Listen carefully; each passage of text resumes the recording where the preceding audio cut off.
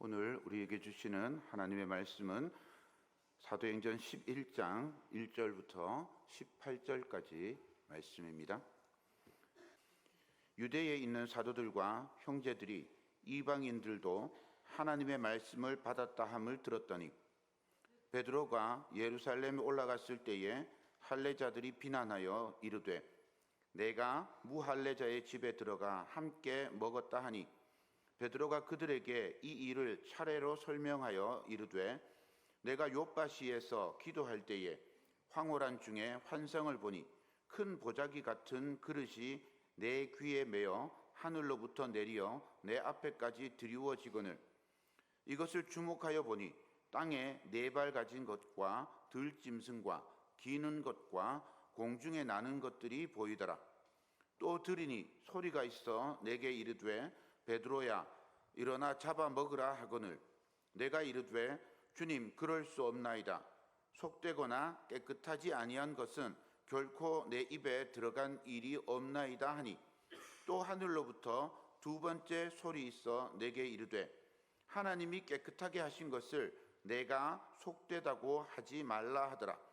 이런 일이 3번 있은 후에 모든 것이 다시 하늘로 끌려 올라가더라. 마침 3사람이 내가 유숙한 집 앞에 서 있으니 가이사랴에서 내게로 보낸 사람이라.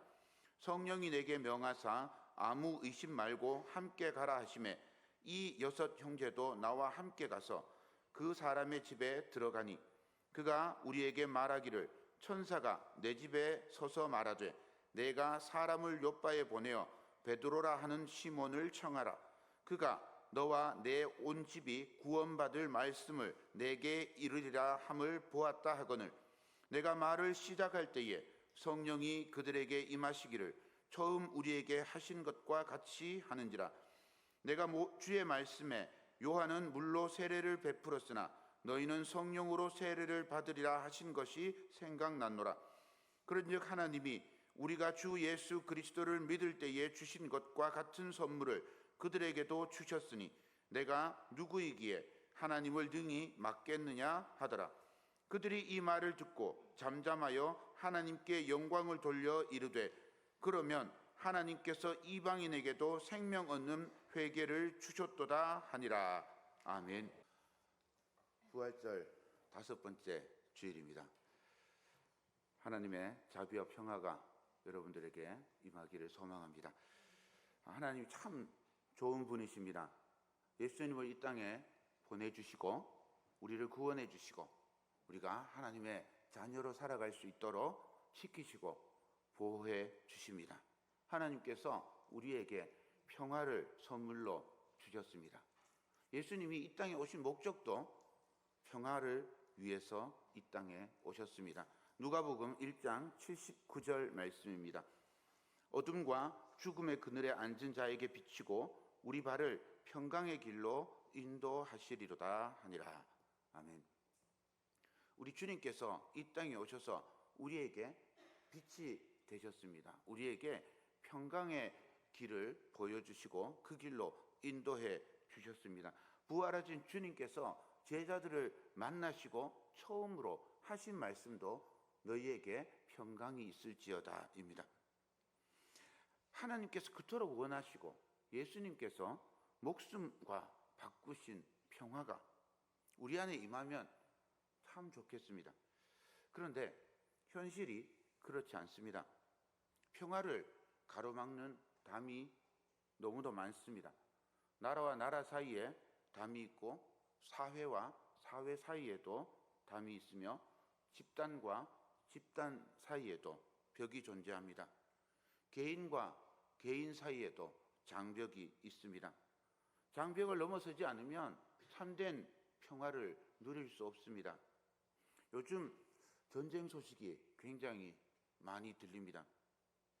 아프리카의 내전은 이제 뉴스에 끼지도 못합니다. 시리아 내전이 벌써 13년이 지났는데 시리아의 내전이 어떻게 됐는지 잘 모릅니다. 러시아 우크라이나 전쟁도 이제는 뭔가 새롭게 다가오지 않습니다.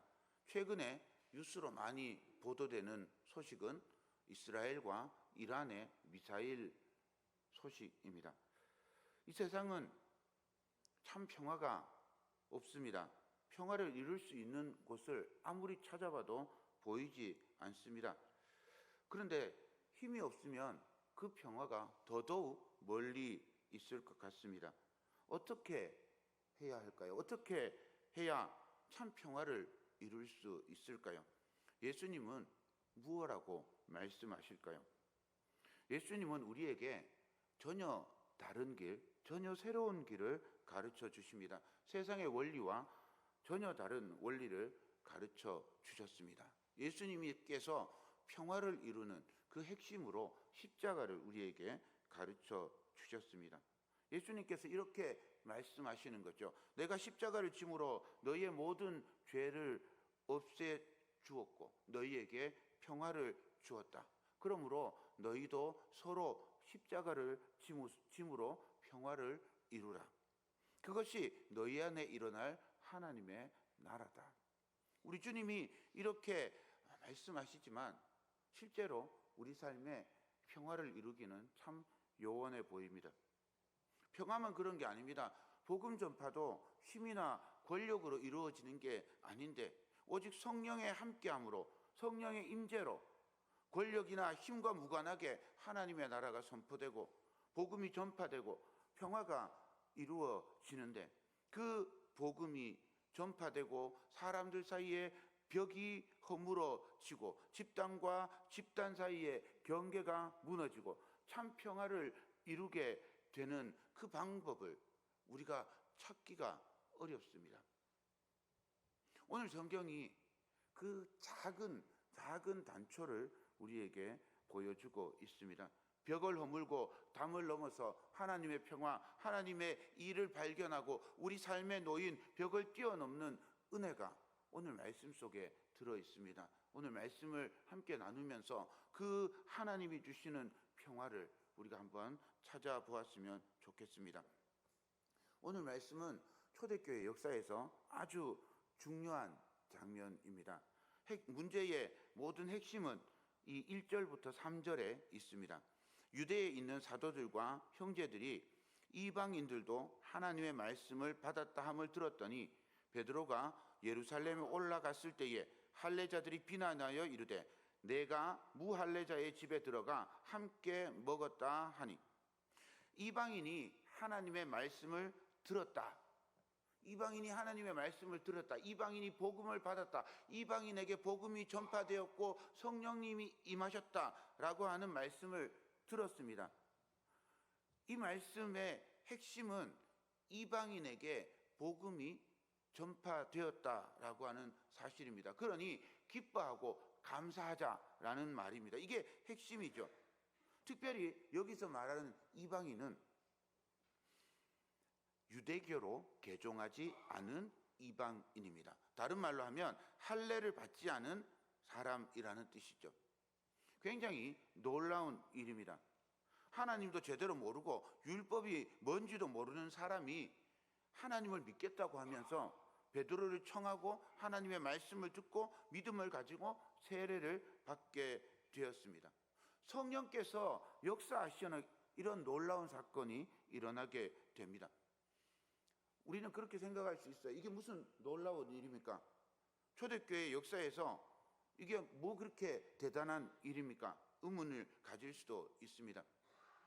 예수님이 승천하시고 오순절 성령 강림 후에 초대교회 구성원들은 여전히 유대교인들이었습니다. 초대교회 구성원들을 살펴보면요, 유대인으로서 예수님을 따르던 제자들, 그리고 디아스포라 유대인이란 이방 지역에 살고 있는 유대인들의 혈통을 가진 유대인들을 얘기합니다. 그리고 유대화된 이방인, 이 사람들은 할례를 받고 유대교에 들어온 이방인을 뜻합니다.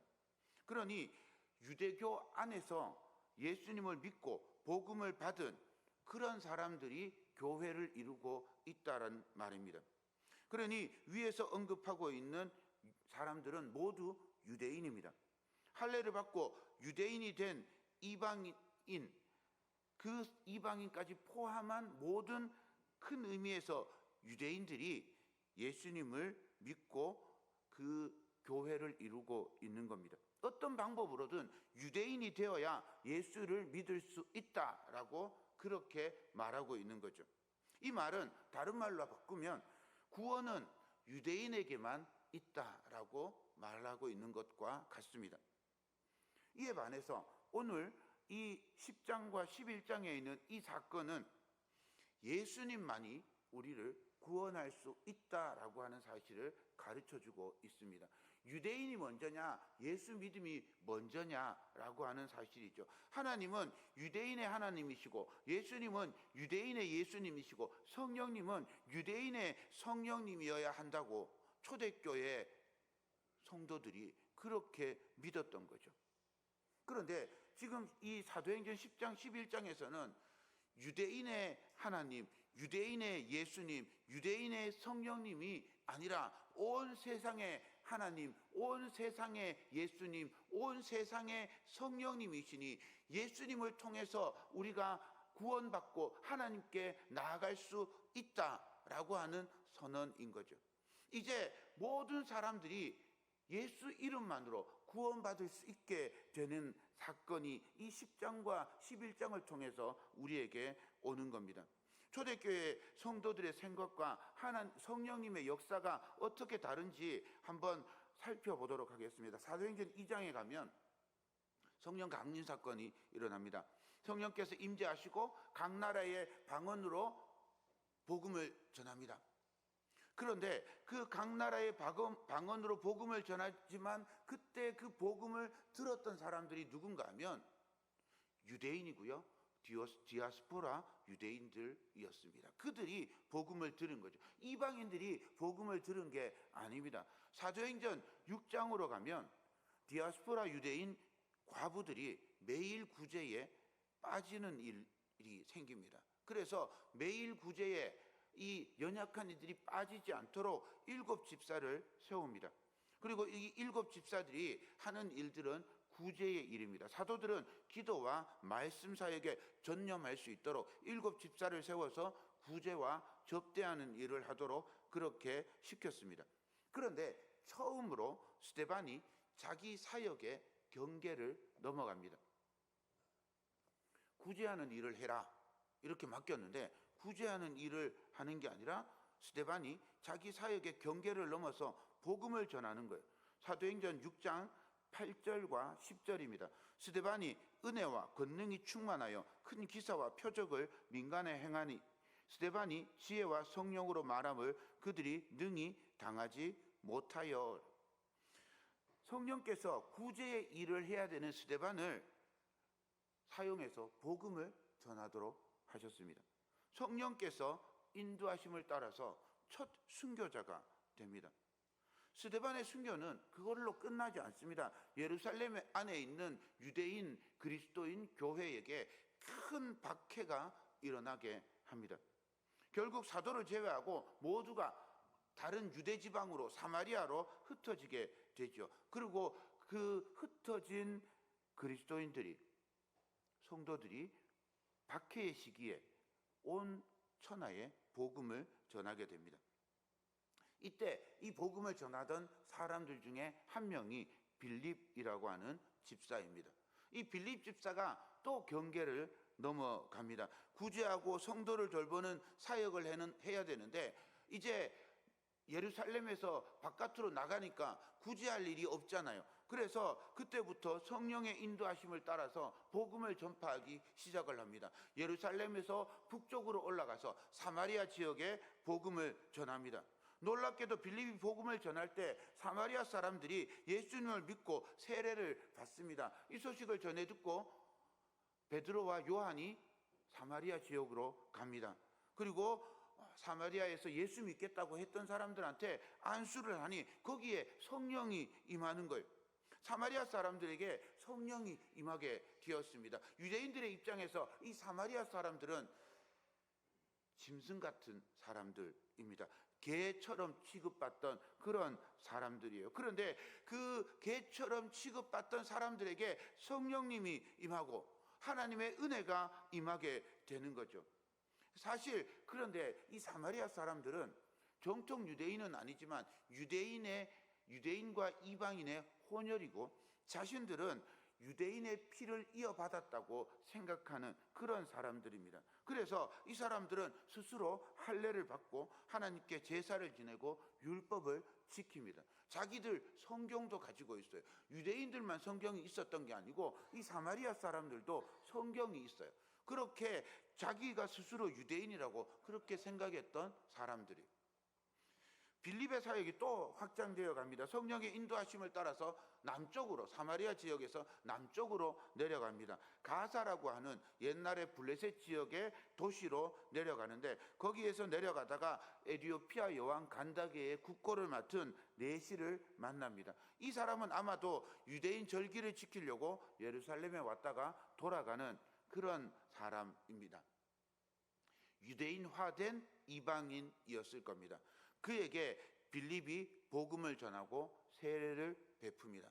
그리고 빌립과 내시가 성령의 인도하심을 따라서 담을 놓고 경계를 넘어서 복음을 전파하기 시작을 하죠. 빌립의 전도와 베드로와 요한의 지원으로 성령 충만한 교회가 세워진 사마리아에는 무슨 일이 일어났을까요? 사도행전 9장 31절입니다. 그리하여 온 유대와 갈릴리와 사마리아 교회가 평안하여 든든히 서가고 주를 경외함과 성령의 위로로 진행하여 수가 더 많아지니라. 박해가 있고 위기가 있지만 성령의 인도하심을 따라서 복음이 확장되고 평안이 임했답니다. 성령의 인도하심이 함께하면 우리 삶에도 평화가 임하게 될 줄로 믿습니다. 성도의 평안은 박해가 있고 없고의 문제가 아닙니다. 위기가 있고 없고의 문제가 아니죠. 지금 요즘 우리나라가 어렵다고 말들 합니다. 경제적으로도 어렵고 외교적으로도 어렵고 정치적으로도 어렵고 우리의 실제 삶도 참 어렵다고들 합니다. 그 어려움 속에 우리 마음이 불안해지고 우리 마음이 염려와 근심, 두려움으로 가득 차는데 그때 성령님이 함께 하시기를 소망합니다. 성령님께서 여러분과 함께 하실 때 우리에게 오는 위기와 우리에게 오는 두려움이 위기가 아니라 두려움이 아니라 그 일을 통해서 하나님의 나라가 복음이 확장되는 역사가 일어나게 될 줄로 믿습니다. 한편 사도행전 9장까지 이렇게 쭉 제가 말씀을 드리는데 이 내용들에 나오는 구성원들은 모두가 유대교 안에 일어난 사건들입니다. 유대교 안에 속해 있는 사람들, 유대인들, 또 이방인들인데 유대화된 이방인들, 디아스포라 유대인들, 모두가 다 유대인들이에요. 스스로가 다 유대인이라고 생각했던 그런 사람들인 거죠. 예수님을 믿지만 유대교 안에서 예수님을 믿는 거라는 거죠. 유대인이라고 하는, 유대교라고 하는 큰 테두리가 있고 그 안에 작은 무리로 예수 믿는 사람들이 있는 거죠. 성령이 임재하시고 성령을 따라서 함께 하고 있지만 여전히 보이지 않는 담과 보이지 않는 벽에 가로막혀 있는 겁니다. 그런데 10장으로 넘어오면서 놀라운 사건이 일어나게 되는 거죠. 사도행전 16장에서 사도 바울이 헬라 마게도냐 지방으로 넘어가는 사건과 함께 이 초대교회에 있어서 복음의 확장에 결정적인 사건이 되는 일이 이 10장과 11장에 나오는 일입니다. 10장과 11장을 통해서 이방인에게도 할례 받지 않은 유대인이 아닌 완전한 이방인에게도 복음이 전해지기 시작한 거죠. 그리고 한 걸음 더 나가서 이제 사도 바울이 그리스 땅으로 넘어가면서 이제 복음이 이 아시아의 이스라엘 땅에만 있는 것이 아니라 온 세계 땅 끝까지 복음을 전하게 되는 그 역사가 일어나게 되는 겁니다. 그러니 이 10장에 있는 11장에 있는 이 사건은 복음의 확장에 있어서 굉장히 중요한 사건이라고 할 수 있습니다. 여기에 두 인물이 중심에 있습니다. 10장 1절과 2절을 제가 읽겠습니다. 가이사랴에 고넬료라 하는 사람이 있으니 이달리아 부대라 하는 군대의 백부장이라. 그가 경건하여 온 지방과 더불어 하나님을 경외하며 백성을 많이 구제하고 하나님께 항상 기도하더니. 고넬료를 소개하는 문장입니다. 로마 사람입니다. 로마 군대의 백부장입니다. 그런데 이 사람이 위로는 하나님을 경외하는 사람이었습니다. 그리고 옆으로는 이웃을 구제하고 환대하는 사람이었습니다. 고넬료는 하나님을 경외하는 자라고 이름이 붙여져 있습니다. 하나님을 경외하는 자라고 하는 말은 우리는 그냥 하나님을 잘 믿는 사람이구나 라고 그렇게 생각할 수 있지만, 이방인 중에 하나님을 경외하는 자라고 하는 말은 하나님을 믿기는 하되 유대인에 입교하지 않은 이방인을 뜻합니다. 그러니까 이방인 중에서 하나님을 경외한다라고 그렇게 표현하면 이 사람은 할례 받지 않은 이방인이구나, 되지 않은 이방인이구나, 이렇게 생각하시면 됩니다. 그러니 이 사람은 성전에 올라가도 성전에 들어갈 수가 없습니다. 유대인이 되지 않았기 때문에요. 이 사람들은 제사를 지낼 수가 없습니다. 이 사람들은 유대인들과 함께 자리에 앉을 수가 없어요. 식사도 같이 할 수 없습니다. 하나님을 믿지만 유대인이 아니기 때문에 유대인의 공동체에 속할 수 없는 그런 사람이에요. 그런데 이 사람이 여호와를 경외하는 거예요. 그리고 유대인들처럼 기도 시간을 정해서 날마다 기도하는 사람이었어요.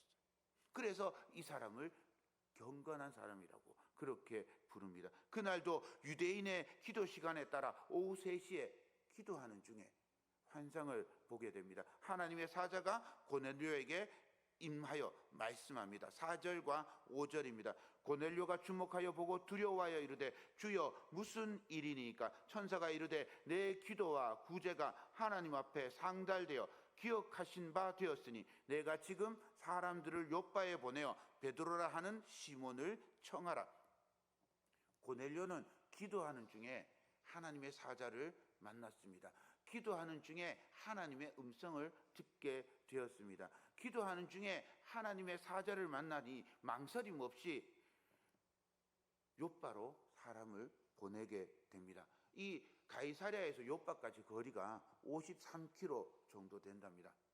짧은 거리가 아니죠. 왕복하면 100km입니다. 그러니 그 먼 거리를 사람을 아무런 고민이나 생각 없이 바로 보내는 거죠. 하나님의 말씀이라는 확신이 있었던 거예요. 기도하는 사람이 하나님의 말씀을 확신할 수 있습니다. 기도하는 사람이 우리 마음에 일어나는 생각이, 우리 속에 들리는 소리가 하나님의 음성인지 아닌지 구별해낼 수 있는 거죠. 기도하지 않는 사람은요, 우리 마음에 생각이 일어나도 이게 하나님의 말씀인지 알 수가 없어요. 우리 귀에 음성이 들려도 하나님의 음성인지 알 수가 없습니다. 기도하는 사람만 하나님의 말씀이 말씀인 줄 알고 내 마음에 일어나는 것도 하나님의 말씀인지 아닌지 구분할 수 있는 거죠. 고넬료는 그렇게 하나님의 음성에 순종해서 이제 가이사랴로 요바로 사람을 보냅니다. 요바로 사람을 보내면서 이 고넬료가 대략 소식은 들었을 겁니다. 유대인 사이에 어떤 일이 있었는지, 예수라는 인간이 십자가에 달려서 죽었더라. 그리고 베드로라는 사람이 유대인들 사이에서 예수가 부활했다는 소식을 전하더라. 그래서 박해받아서 쫓겨다니고 있다더라. 이런 얘기를 들었을 겁니다. 그런데 거리낌 없이 하나님의 말씀에 순종합니다.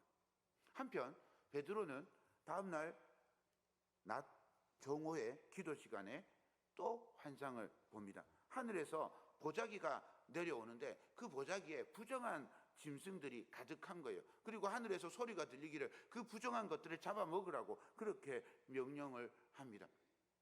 베드로는 평생에 부정한 것을 먹어본 적이 없습니다. 그러니 거절하는 거죠. 우리 오늘은 안 나왔는데 딜란이라고 우리 그 스리랑카 친구가 있습니다. 그 친구를 보면 고기 종류들을 잘 안 먹어요. 돼지고기 같은 거, 소고기 같은 거 안 먹습니다. 그냥 말은 몸에 안 받아요. 이렇게 말하는데 그 스리랑카나 인도 이 지역은요, 대대로 이 돼지고기나 소고기 같은 거 먹지 않았거든요. 그러니 그냥 교회를 다니는데도 그런 거를 안 먹는 게 버릇이 되어 있는 거예요. 베드로도 마찬가지인 겁니다. 그냥 평생을 부정한 음식을 먹어본 적이 없어요. 그런데 갑자기 하나님께서 부정한 짐승을 주면서 잡아먹으라라고 그렇게 말하는 거죠.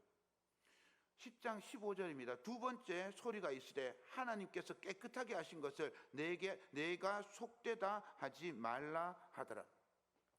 같은 환상을 3번 본 후에 성령께서 가이사랴에서 두 사람이 왔으니 그 사람과 함께 가라라고 그렇게 명령합니다.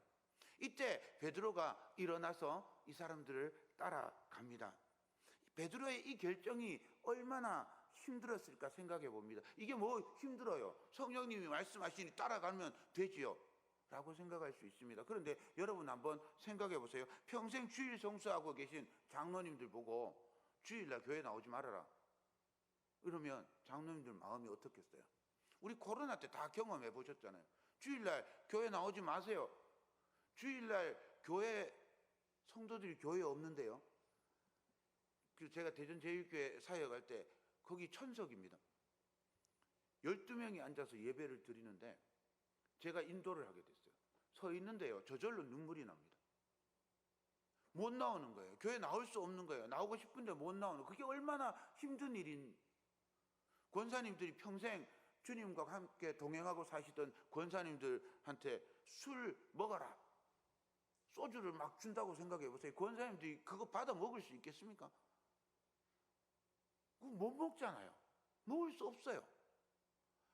평생 저는 술 냄새도 안 맡았는데요, 주님 이걸 먹어야 돼요? 그렇지 않겠습니까? 당황하지 않겠어요? 저 절대 못합니다 이러지 않겠습니까? 저는 술 한 잔 마시고 지옥 가기 싫습니다 이런 소리 하지 않겠어요? 그런데 죄송합니다, 그런 일은 없을 것 같긴 한데 만약에 성령님이 이 술 먹고 이 친구 전도해라, 어떻게 하시겠습니까? 이게 성령님의 소리인지 귀신의 소리인지 어떻게 구분할 수 있겠습니까? 정말 어려운 순간이에요. 그런데 베드로는 이게 하나님의 음성인 것을 믿고 따라가기 시작을 한 겁니다. 놀라운 계획인 거죠. 하나님의 놀라운 섭리인 겁니다. 이 부정한 음식을 먹어야 하는 거죠. 이 부정한 사람과 함께 앉아야 되는 거예요. 이 부정한 사람과 함께 잠을 자야 하는 거죠. 그런데 고넬료의 심부름을 온 이 사람들을 보면서 베드로가 하나님의 계획을 알게 되었어요. 28절과 29절입니다. 이르되 유대인으로서 이방인과 교제하며 가까이 하는 것이 위법인 줄은 너희도 알거니와 하나님께서 내게 지시하사 아무도 속되다 하거나 깨끗하지 않다 하지 말라 하시기로 부름을 사양하지 아니하고 왔노라. 묻노니 무슨 일로 나를 불렀느냐. 베드로가 성령님의 인도하심을 따라서 담대하게 가이사랴로 갑니다. 베드로한테 앞으로 무슨 일이 벌어질지 베드로가 예상을 못해서 간 게 아닙니다. 고넬료를 만나고 그 과정 모든 것을 듣고 고넬료와 함께한 모든 사람들이 복음을 받아들이고 성령의 충만함을 받게 되는 이 놀라운 사건이 앞으로 어떻게 펼쳐질지 모르지만 하나님께서 이루어 주실 것, 성령께서 인도하실 것을 믿고 그렇게 가이사랴로 올라가게 되는 거죠. 그리고 하나님의 인도하심에 따라서 고넬료와 베드로는 자기가 만들어 놓은 그 경계 벽을 넘어서서 한 번도 넘어가 보지 않았던 그 선을 넘어가서 성령의 능력으로 놀라운 역사를 경험하게 됩니다. 44절과 45절입니다. 베드로가 이 말을 할 때에 성령이 말씀 듣는 모든 사람에게 내려오시니 베드로와 함께 온 할례 받은 신자들이 이방인들에게도 성령 부어주심을 말미암아 놀라니. 베드로와 고넬료가 함께 하면서 하나님의 말씀을 나눌 때에 성령께서 임재하시는 거예요. 예수님께서 우리를 위해 십자가에 달려 돌아가셨습니다. 예수님을 믿어 우리가 구원받을 수 있습니다. 이 말을 할 때에 성령님께서 임재하셔서 성령 충만함 역사가 일어나게 된 겁니다. 누구에게요? 이방인에게요. 한 번도 성령이 임할 거라고 생각하지도 않았던, 예수 믿을 거라고 상상도 하지 못했던 사람들이 성령의 능력으로 예수님을 믿게 되는 겁니다. 이 일이 할례받은 신자들에게는 놀라움이었어요. 유대교로 개종하지 않은 이방인에게 성령이 임한다고? 이게 말이 돼? 하나님이 잠시 착각한 거 아니야? 개종도 하지 않은 이방인이 어떻게 성령을, 말씀을 받아들이지? 우리에게도 이런 상황들이 생길 수 있습니다. 우리가 만나기 불편하고 힘든 사람이 있어요. 저 사람 죽어서 꼭 지옥 갈 거야, 그렇게 생각되는 사람이 있습니다. 마치 유대인에게 이방인 같은 그런 사람이 있지요. 이때 베드로가 지난 일들을 자세히 설명하면서 헬라파 유대인들을 향해서 이렇게 말합니다. 11장 우리가 읽지 않았지만 17절입니다. 그런즉 우리 하나님이 우리가 주 예수 그리스도를 믿을 때에 주신 것과 같은 선물을 그들에게도 주셨으니 내가 누구이기에 하나님을 능히 막겠느냐 하더라. 하나님의 역사를 사람이 어떻게 막을 수 있겠습니까? 하나님의 역사하심을, 하나님의 일을 사람이 어떻게 방해할 수 있겠습니까? 베드로와 모든 사도들 그리고 초대교회 성도들이 예수 믿을 때에 성령 충만함을 선물로 받았던 것처럼 똑같은 선물을 이제 이방인들이 받았습니다. 하나님이 그렇게 해 주셨습니다. 하나님이 성령을 선물로 주셨으니 이방 사람들이 이제 성령을 받게 되었습니다. 성령을 받고 구원받았는데 사람이 어떻게 그들을 배척하고 그들을 부정하고 외면할 수 있겠습니까? 그러면 하나님의 일을 방해하는 사람이 되는 거죠. 베드로의 이 고백은 저에게 다음과 같은 도전을 주었습니다. 하나님께서 사랑하시는데 내가 싫다고 이방인처럼 여기는 사람이 있습니까? 하나님의 일을 가로막고 있는 벽이 되는 생각이 제게 있습니까? 말씀 앞에 깨어지고 변화되어야 될 생각이 저에게 있습니까? 제가 하나님 나라에 방해가 되고 담이 되고 벽이 되어서 제가 하나님의 나라가 확장되는데 걸림이 되는 건 아닙니까? 제가 이 말씀을 묵상하면서 제 자신에게 많은 부끄러움을 느꼈습니다. 제 생각이나 경험이 하나님 나라에 방해가 될 때가 얼마나 많았는지 생각하게 되었습니다. 모세가 약속의 땅을 바라보면서 그렇게 간절히 들어가기 원했지만 하나님께서 족하다 말씀하실 때 가나안 땅에는 모세가 하나님의 계획 속에 포함되어 있지 않다라고 말씀하실 때 모세는 과감하게 물러났습니다. 베드로는 이 사실을 알았습니다. 우리도 말씀 앞에서 늘 기도해야 합니다. 복음의 길이 우리 길에서 우리가 담이 되지 않게 해 주옵소서. 하나님의 나라가 확장되는데, 하나님의 복음이 전파되는데 내 생각이나 경험이 방해가 되지 않게 해 주시옵소서. 누구도 하나님의 일을 막을 수 없습니다. 하나님의 뜻에 순종하며 벽을 넘는 성도 되시기를 주님의 이름으로 축원드립니다.